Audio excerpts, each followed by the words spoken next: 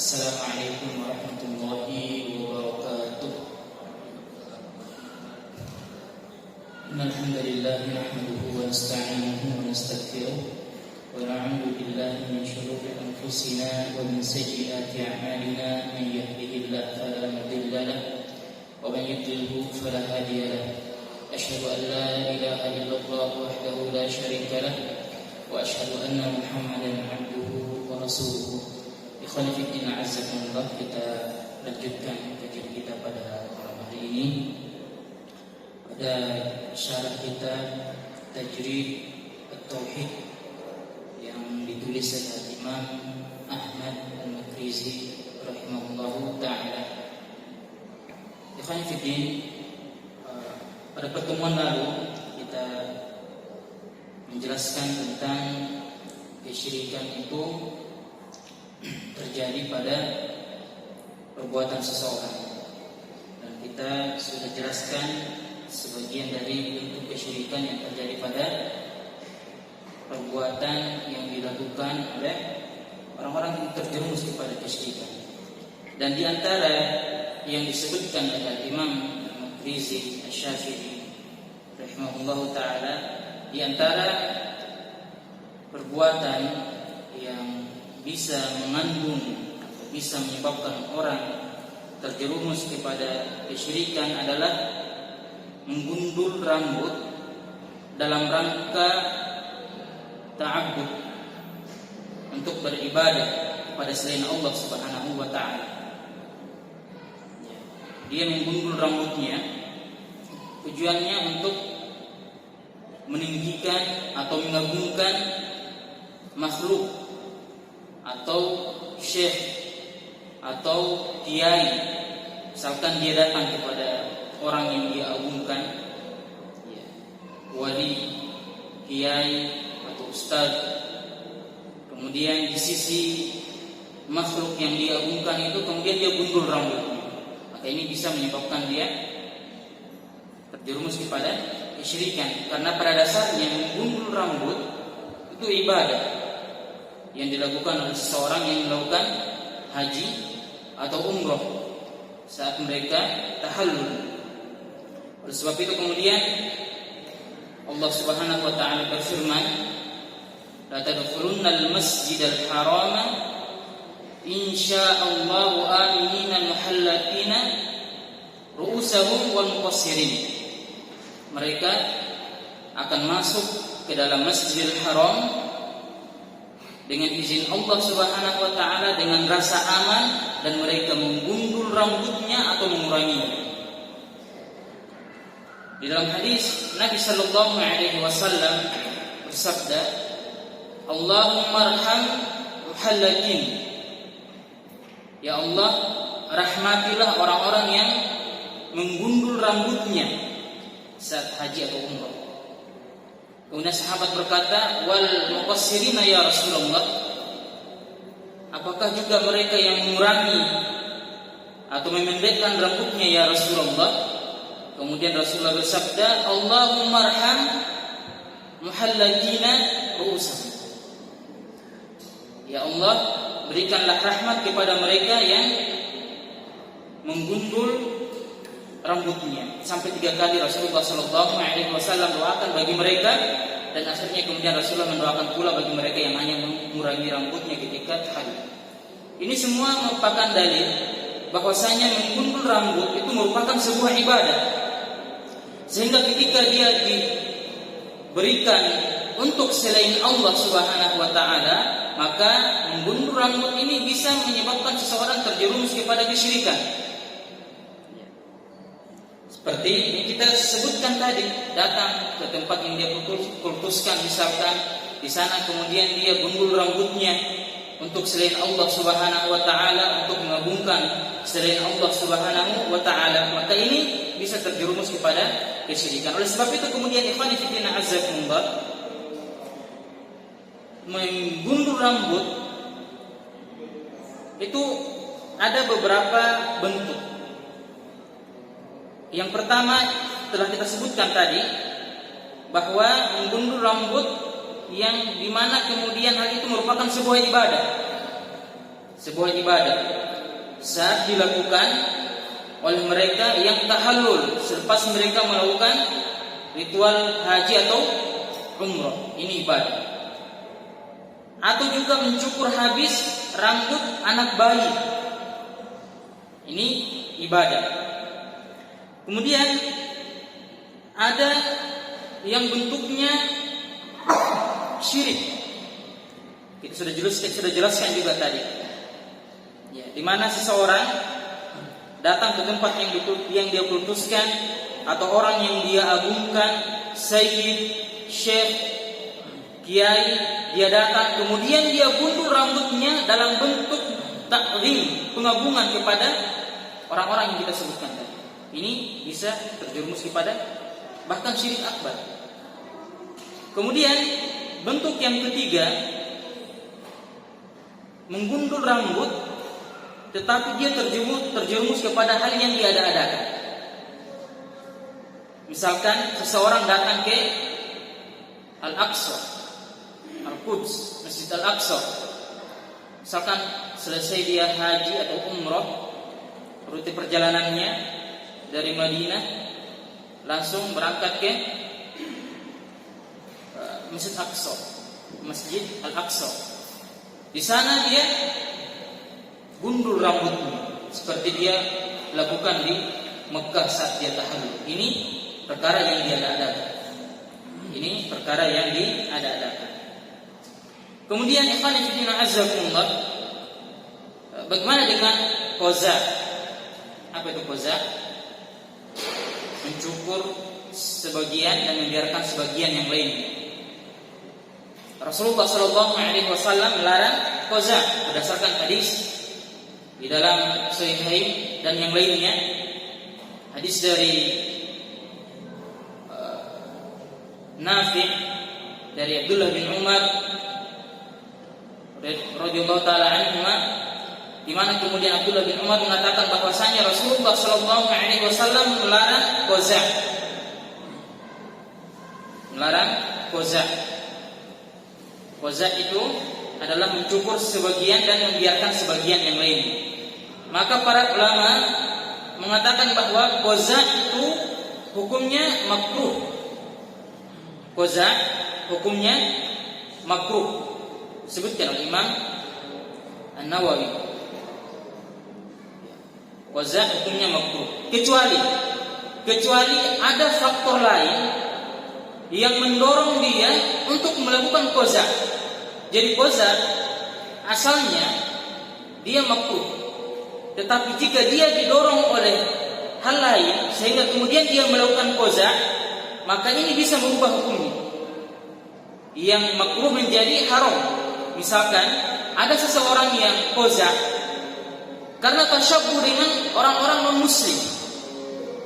Tasyabbuh dengan orang-orang non-muslim. Dia punya idola dari kalangan non-muslim, oleh rambutnya cukuran qaza. Maka karena dia mengidolakan tokoh itu, maka dia cukur rambutnya persis sama dengan yang dia idolakan dengan bentuk qaza. Maka ini bisa terjerumus kepada ihraman. Bukan lagi makruh tetapi haram. Nah, begitu juga dengan mencukur rambut sampai habis tanpa hajat. Ya, bukan karena pengobatan, bukan karena tahallul, bukan karena yang lainnya, tetapi ingin mencukur rambut sampai habis saja. Dan ini terjadi khilaf di kalangan para ulama terkait hukum ini. Terjadi khilaf di kalangan para ulama terkait mencukur rambut sampai habis tanpa hajat, tanpa keperluan. Sebagian ada yang melarang. Kenapa? Kenapa seseorang kemudian tidak boleh mencukur rambutnya sampai habis tanpa hajat? Karena para ulama yang melarang mengatakan bahwa itu merupakan ciri khasnya ahlu bid'ah dari kalangan khawarij. Dari kalangan khawarij. Karena hadis yang terdapat di dalam Sahihain, Rasulullah sallallahu alaihi wasallam bersabda, "Simahumul tahliq. Ciri khas orang-orang Khawarij itu adalah menggundul rambutnya. Para ulama mengatakan kenapa kemudian orang-orang Khawarij mencukur habis rambutnya? Karena itu sebuah alamat bagi mereka bahwa mereka telah memisahkan diri dari dunia. Mereka tidak punya kepentingan terhadap urusan duniawi. Ini orang-orang Khawarij. Maka berdasarkan hadis ini kemudian para ulama mengatakan bahwa kita tidak boleh menggundul habis rambut kita tanpa hajat. Karena itu adalah ciri khas ahlul bid'ah dan kita tidak boleh menyerupai mereka. Nah, namun sebagian ulama yang lain mengatakan boleh. Mengatakan boleh. Karena satu hadis tentang qazah tadi yang terdapat di dalam Sahihain juga diriwayatkan oleh Imam Abu Dawud di dalam sunannya, di mana kemudian di ujung hadis Nabi Shallallahu Alaihi Wasallam bersabda, ketika setelah beliau melarang qazah, maka beliau mengatakan mencukur seluruhnya atau membiarkan seluruhnya. Sabda Rasulullah Shallallahu Alaihi Wasallam mencukur seluruhnya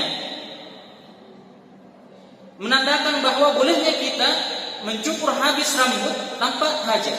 Ini disebutkan oleh penulis Aunul Ma'bud Syarah Sunan Abi Daud. Penulis mengutip ucapannya Al-Qari. Beliau mengatakan kurang lebih bahwa berdasarkan hadis ini boleh bagi seseorang untuk mencukur habis rambutnya tanpa hajat. Tetapi yang paling baik adalah dia tidak mencukur habis. Nah, ini berkaitan dengan mencukur rambut. Kemudian ikhwani fillah azzakumullah, selanjutnya penulis Al-Imam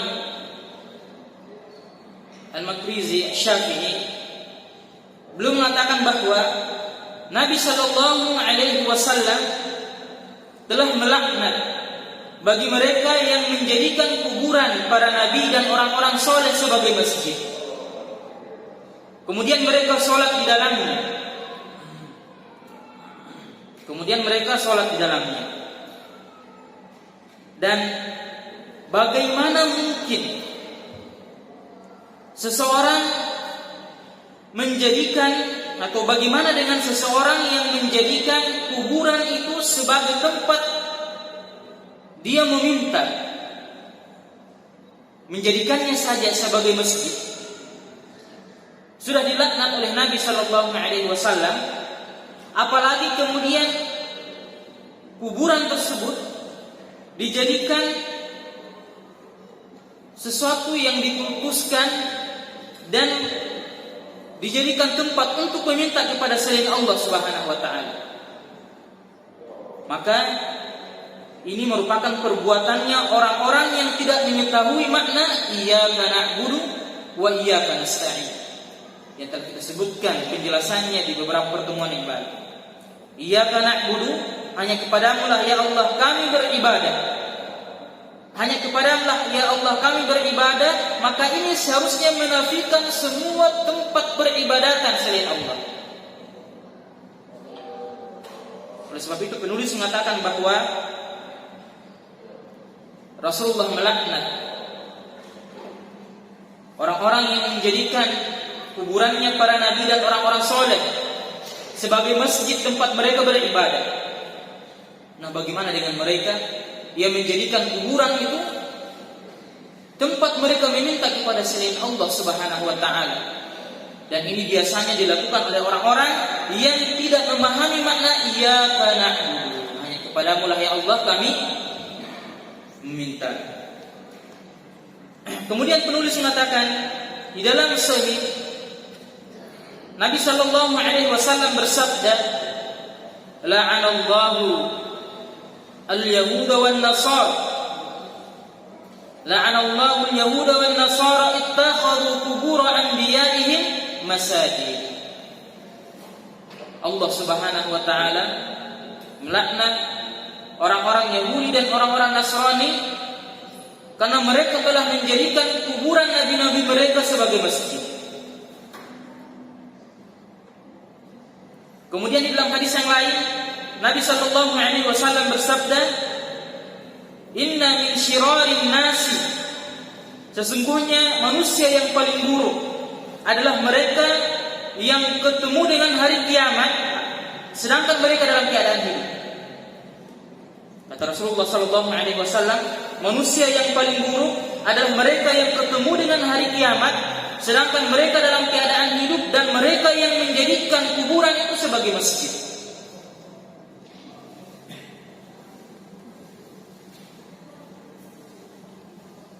Di dalam hadis yang lain masih melarang seseorang untuk menjadikan masjid sebagai kuburan atau menjadikan kuburan sebagai masjid. Kata Rasulullah sallallahu alaihi wasallam, "Inna man kana qablakum kanu yattakhiduna al-qubur masajid." Sesungguhnya orang-orang sebelum kalian, mereka dahulu telah menjadikan kuburan itu sebagai masjid. Maka ketahuilah, janganlah sekali-kali kalian jadikan kuburan itu sebagai masjid, karena sesungguhnya aku telah melarangnya. Nah, ikhwan fillah azzakumullah, setelah beliau menjelaskan berbagai macam bentuk kesyirikan, dan sebelumnya beliau jelaskan tentang tauhid uluhiyah, tauhid rububiyah, dan juga asma dan sifat, kemudian bentuk-bentuk kesyirikan. Maka kemudian di paragraf ini beliau menjelaskan kepada kita tentang kesyirikan yang berkaitan dengan kuburan serta penghubung-penghubung kesyirikan yang menuju kepada atau penghubung-penghubung kesyirikan yang terjadi di kuburan. Kemudian beliau sebutkan beberapa hadis. Maka ikhwan fillah azzakumullah, tidak diragukan lagi bahwa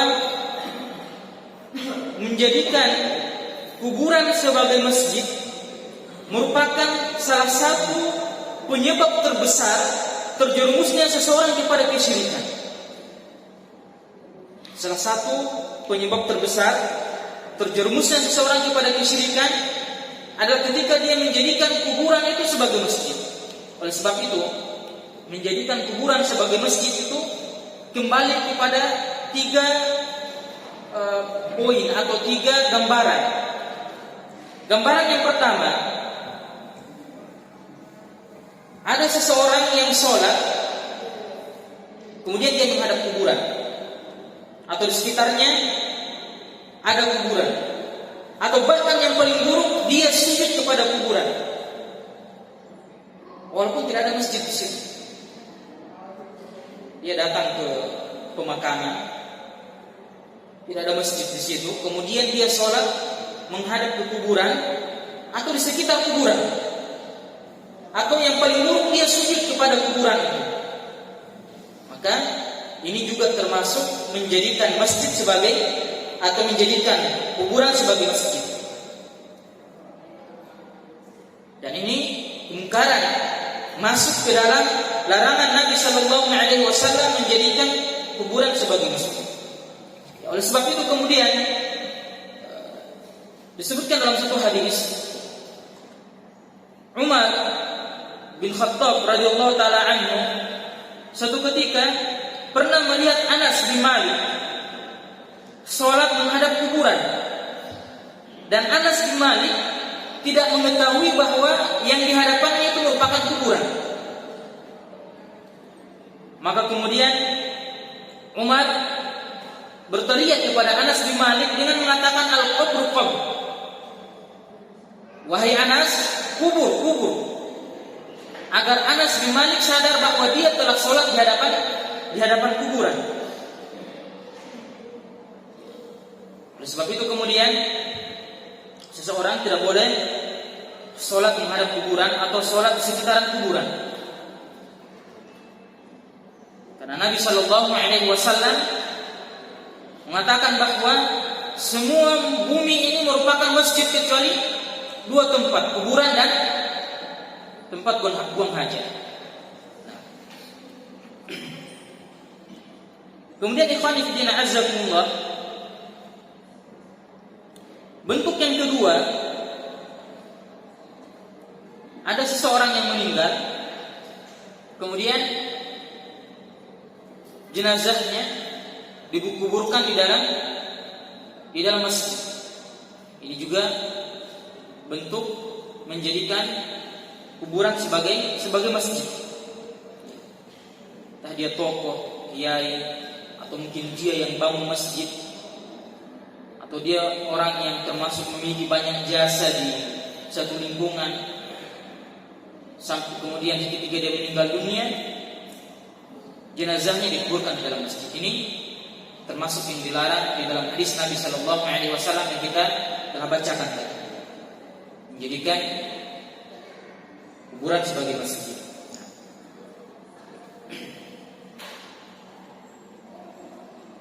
Kemudian ikhwan fillah azzakumullah, bentuk yang ketiga menjadikan kuburan sebagai masjid adalah mendirikan masjid di atas kuburan yang sudah ada. Ada pemakaman, ya mungkin di situ ada tokoh yang dikuburkan di pemakaman itu. Kemudian datang keluarganya, masyarakat, bangun masjid di dalam pemakaman tersebut. Maka ini tidak diperbolehkan. Termasuk yang dilarang oleh Nabi Sallallahu Alaihi Wasallam, termasuk menjadikan kuburan sebagai masjid.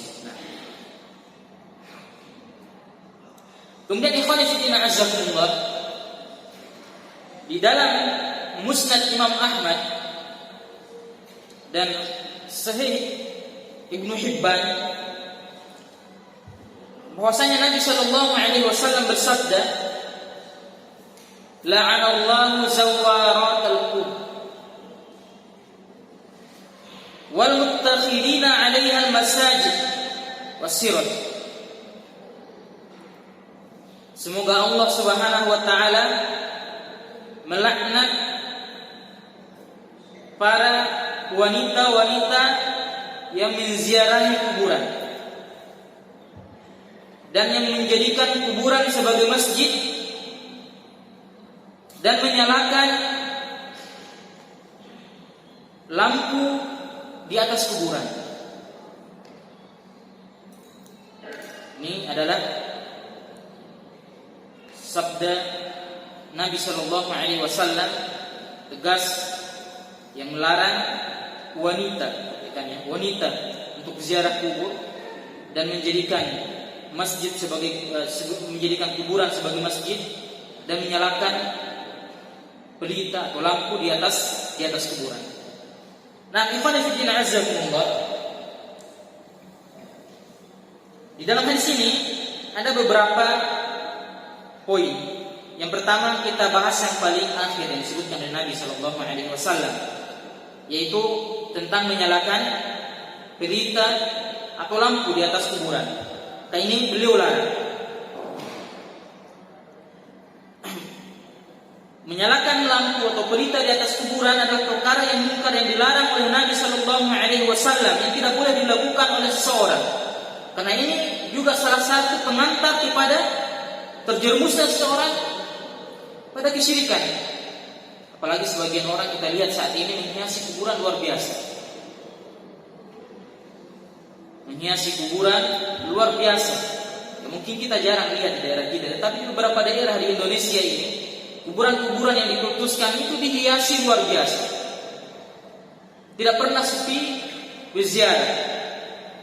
Yang menziarahinya meminta segala macam kebutuhannya yang seharusnya diminta kepada Allah Subhanahu wa taala, justru diminta kepada penghuni kubur. Ini adalah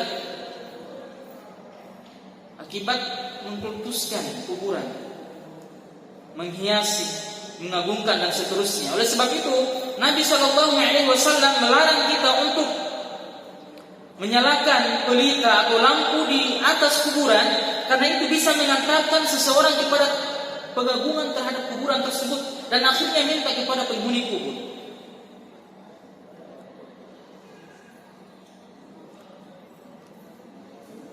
Kemudian masalah yang kedua muttakhidina 'alaiha al-masajid, kata Nabi. Ini kita telah bahas tadi, kita telah bahas orang yang menjadikan kuburan itu sebagai masjid dalam 3 bentuk yang kita sudah bahas tadi. Kemudian selanjutnya Nabi sallallahu alaihi wasallam melaknat para wanita yang menziarahi kubur. Nah, ini perhatikan. Sebagian orang mengatakan bahwa sabda Nabi sallallahu alaihi wasallam di dalam hadis ini, zawarat, itu adalah sighatul mubalaghah. Artinya adalah wanita yang suka, sering dia jadikan rutinitas untuk ziarah kepada kuburan.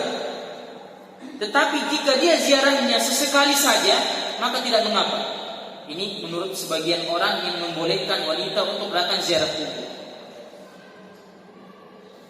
Hanya saja, kemudian argumen mereka ini dibantah oleh para ulama yang melarang wanita untuk menziarahi kubur. Perhatikan ya, melarang wanita untuk menziarahi kubur, bukan laki-laki. Adapun laki-laki, maka para ulama mengatakan justru disunnahkan bagi kita para lelaki untuk datang menziarahi kubur.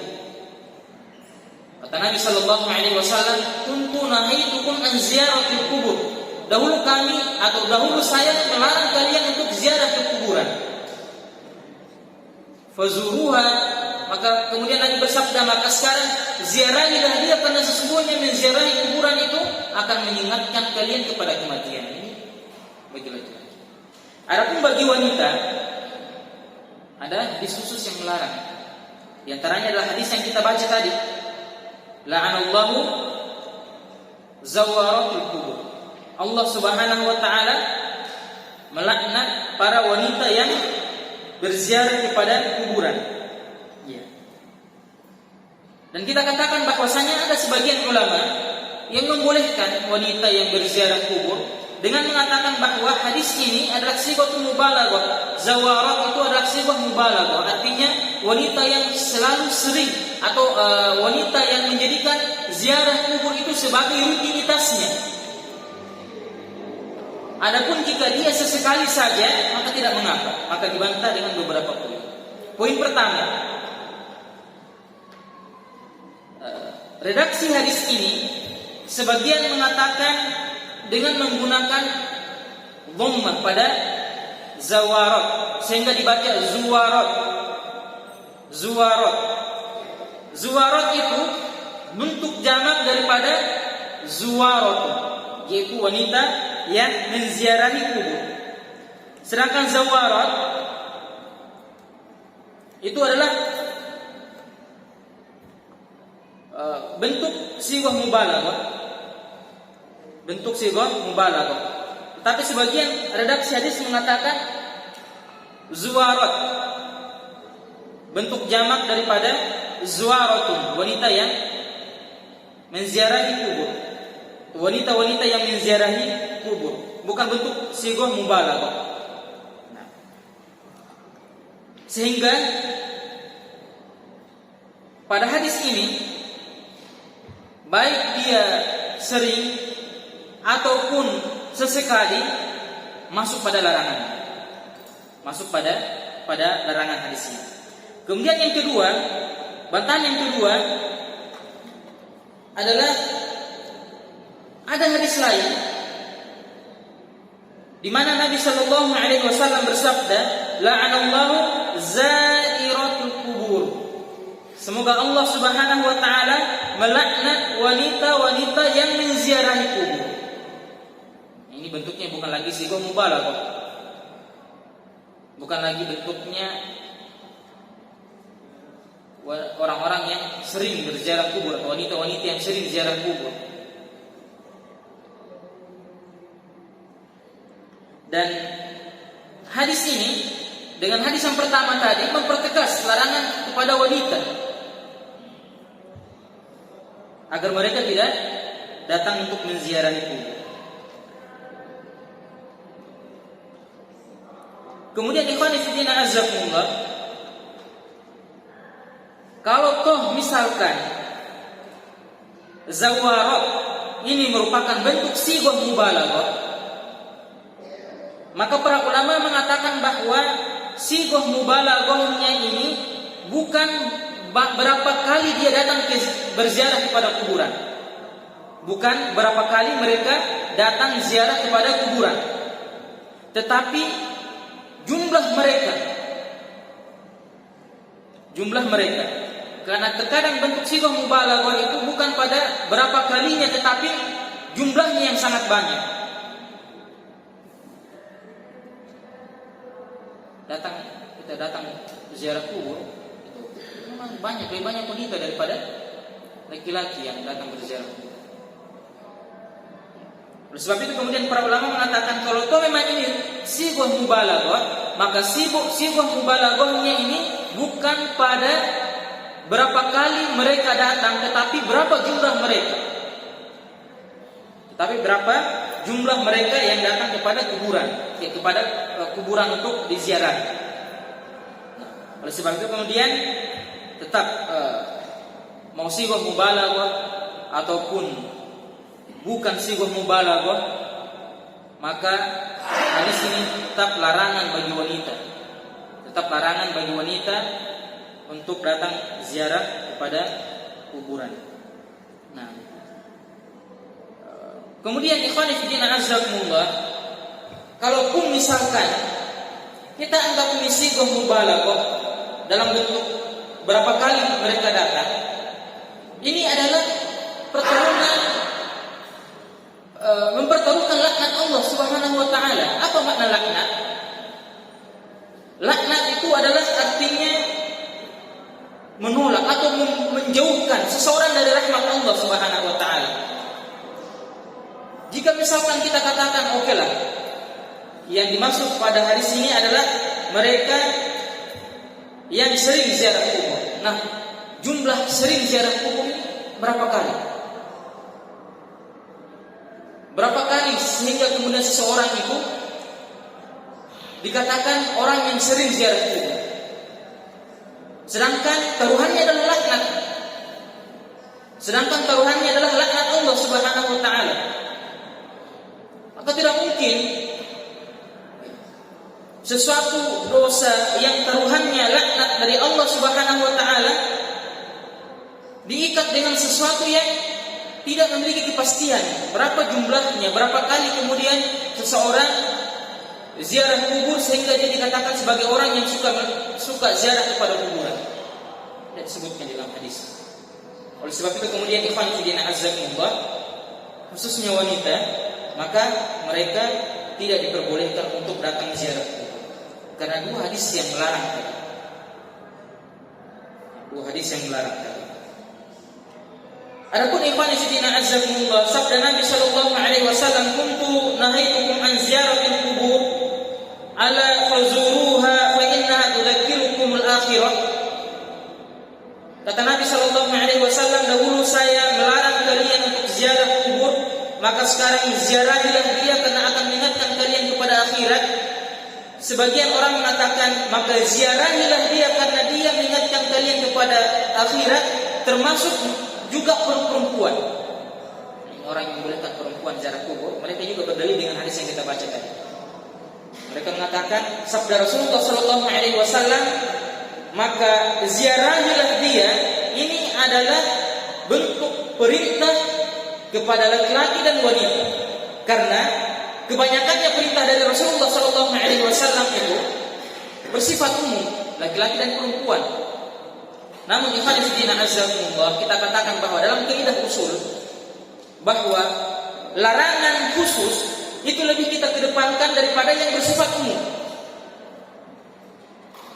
Fazuruha di sini dia sifatnya umum dan bisa jadi iya bisa tidak. Ternyata tapi di sana ada yang lebih khusus lagi yang melarang wanita untuk ziarah kubur. Dua hadis yang kita baca tadi. La'anallahu zawaratul kubur dengan la'anallahu za'irat. Ini dua hadis. Sehingga kemudian alasan-alasan yang dikemukakan oleh mereka yang membolehkan wanita ziarah kubur itu dilemahkan berdasarkan hadis-hadis yang ada, sehingga kemudian para wanita mereka tidak diperbolehkan untuk ziarah kubur. Mungkin demikian ya.